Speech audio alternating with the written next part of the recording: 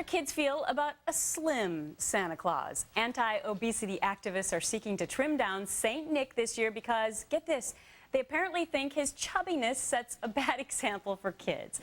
MeMe Roth is the founder of National Action Against Obesity, and Justin Wilson is from the Center for Consumer Freedom. Good morning to both of you. Good morning.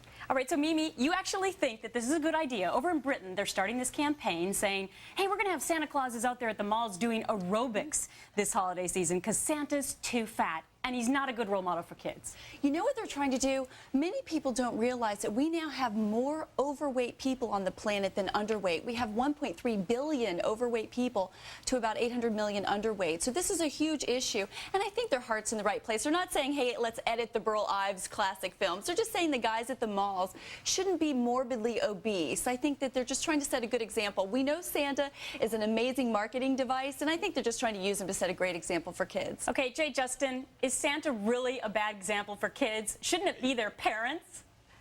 You know, I think, MeMe, you can stick to New Year's, and I think let's have a Christmas to enjoying things. This kind of revisionist history, going to go white out a fat Santa in the past, is really inappropriate. And I'm just kind of worried that we're getting to a point where being a little overweight has become a moral issue. And MeMe, that you just don't seem to like fat people. You know what? Keep it to yourself, and Britain, they can keep it to themselves. It's early for so much hyperbole, Justin. I think what we want to do is just focus on the reality of the problem. Obesity is an issue even now in Africa and India, and certainly in the United States. Nobody's looking to revise history or edit those classic films. What they're trying to do is make sure to set a good example for kids where there's not a morbidly obese Santa at the mall. And hey, I think all of us would agree that it's a good idea for Santa maybe to be more like Jack LaLanne. The guy's got a lot of work to do in 24 hours. Come right? Come on, Santa is just this figure. Right. I mean, first of all, Santa is just, well, I don't want to say the word out there in case kids are watching, but we all know what I'm getting at. And so isn't his whole image just a jolly old soul, right, Justin?